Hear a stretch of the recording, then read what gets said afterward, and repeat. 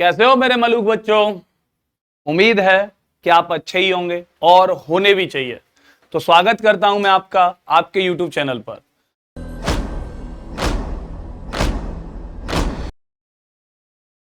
जैसा कि हमने पिछली वीडियोस में पॉलिनोमियल एक्सरसाइज 2.1, 2.2, 2.3 और 2.4 का फर्स्ट क्वेश्चन भी पढ़ लिया है। अभी हम इस वीडियो में लेके आए हैं आप लोगों के लिए एक्सरसाइज 2.4 से सेकंड क्वेश्चन, जिसमें हम क्यूबिक पॉलिनोमियल बनाना सीखेंगे। क्या सीखेंगे बेटा? हम क्यूबिक पॉलिनोमियल बनाना सीखेंगे। Find a cubic polynomial with the sum and sum of the product of its zeroes taken to at a time and the product of its zeros as 2, -7, -14 respectively। तो बेटा इसने बोला है हमें क्या? Alpha plus beta plus gamma, ये सम हो गया। ये 2 दे रखा है। Alpha into beta plus beta into gamma plus gamma into alpha, product of its zeroes taken 2 at a time. ठीक है, तो दो लेके हम उनका प्रोडक्ट करेंगे तो वो कितना दे रखा है बेटा उसने? -7 दे रखा है। हाँ या ना बोलो। और वहीं पर इन तीनों का प्रोडक्ट क्या दे रखा है बेटा? अल्फा बीटा गामा, इन तीनों का प्रोडक्ट दे रखा है -14। हाँ या ना? अब उसको क्यूबिक पॉलिनोमियल चाहिए। अच्छा तो एक बात बताओ, ये क्या होता है बेटा? -b/a होता है। अरे हाँ या ना? ये क्या होता है बेटा? c/a होता है। और ये क्या होता है बेटा? d/a होता है। लेकिन वो भी कैसे? निगेटिव। अरे बोलिए हाँ या ना?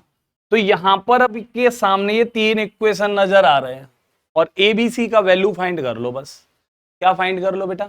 ए बी सी का वैल्यू फाइंड कर लो। ठीक है, तो अब यहीं पर अगर हम सॉल्व करें तो कैसे सॉल्व करेंगे भाई? प्यार से तमीज से सॉल्व करते चलो। -b/a equals to 2, then b equals to -2 है। हाँ या ना? अब यहीं पर c इक्वल्स टू -7a। अरे बोलिए d इक्वल्स टू 14a, यही तो हो जाएगा। या अगर आप यहां पर वैल्यू पुट करना चाहें तो आप वैल्यू पुट कर सकते हो कोई भी। सपोज करो a 1 होता तो b 2 होता। कैसा? निगेटिव, क्योंकि माइनस के होता तभी तो ये प्लस के 2 आता। हाँ या ना? c 7 होता, कैसे? माइनस के, और 1 पहले से ही 1 हो ही चुका है, a पहले से 1 हो ही चुका है। ऐसे ही d 1 a1 हो गया और d क्या रहा होगा आपका? 14 ही रहा होगा। तो यहां पर अगर आप सॉल्व करते हो तो a का वैल्यू 1 हो चुका है, b का वैल्यू कितना हो चुका है बेटा? -2 हो चुका है, c इक्वल्स टू क्या हो चुका है बेटा?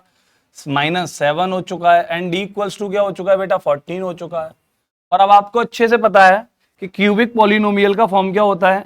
ax³ plus bx² plus cx plus d equals to ये होता है। हाँ या ना? यही तो क्यूबिक पॉलिनोमियल का फॉर्म होता है।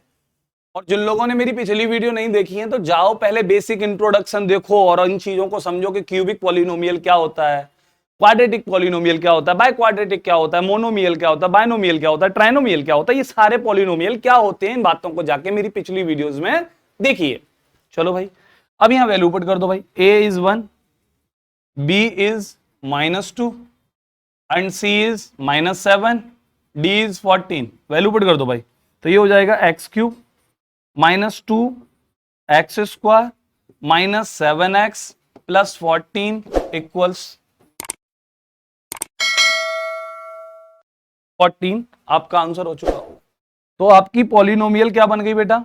x³ -2x² -7x प्लस 14, ये आपकी पॉलिनोमियल रही होगी इस क्वेश्चन के लिए।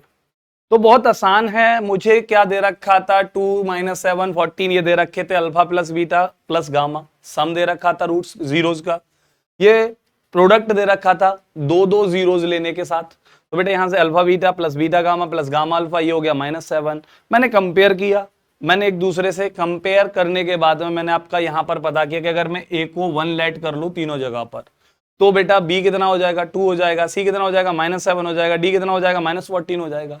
ठीक है। अब आप कहते हैं सर मैं यहाँ पे 2 लेट कर लेता तो 2 भी हो जाता बेटा, क्योंकि आप इसके इक्वल क्या लेके चलते, 0 लेके चलते, और 0 लेके चल रहे होते तो जैसे ही कोई भी नंबर फ्रैक्शन में आ रही होती तो वो कहां मल्टीप्लाई कर जाती, 0 के साथ मल्टीप्लाई कर जाती। जैसे हमने क्वाड्रेटिक इक्वेशन पिछली वीडियो में एक्सरसाइज 2.2 में फॉर्म किए थे, उसी की तरह से हम वहां पर भी हमने इक्वल 0 लिया था, तो यहां पर भी हम क्या लेके चलते, 0 ही इक्वल लेके चलते, और 0 इक्वल लेके चल रहे होते तो वहीं पर जो भी नंबर आपका डिनोमिनेटर में बनता वो मल्टीप्लाई कर जाता 0 से, लौट के पॉलिनोमियल यही आनी थी। तो आप बोलते कि सर मैं यहाँ पे 2 लेट कर लूं, बिल्कुल बच्चा 2 लेट कर लो, मुझे कोई आपत्ति नहीं है, आप यहाँ 3 लेट कर लो, लेकिन उसके हिसाब से यहां पर अगर ए 3 लेट कर रहे हो तो यहां पर भी ए 3 होना चाहिए, यहां पर भी ए 3 होना चाहिए, हर एक जगह पर ए का वैल्यू सेम होना चाहिए। भले ही बी का वैल्यू सी का वैल्यू अलग अलग आएगा, क्योंकि वो ए पर डिपेंड है। भाई बी किस पर डिपेंड कर रहा है, ए पर, सी किस पर डिपेंड कर रहा है, ए पर, डी किस पर डिपेंड कर रहा है, ए पर। तो ए का वैल्यू जो भी लेट करोगे तुम उसके अकॉर्डिंग बी सी डी इन तीनों की वैल्यू चेंज हो जाएंगी।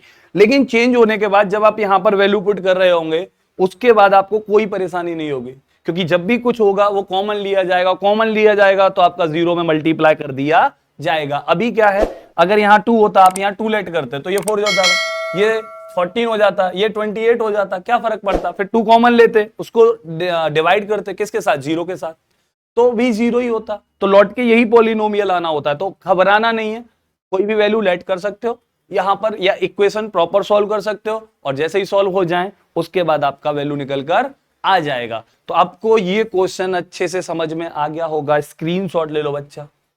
और अगर ये क्वेश्चन अच्छे से समझ में आ गया है तो मिलेंगे आपसे हम अपनी अगली वीडियो में एक और क्वेश्चन के साथ, ठीक है। तब तक के लिए नमस्कार, जय हिंद, जय भारत।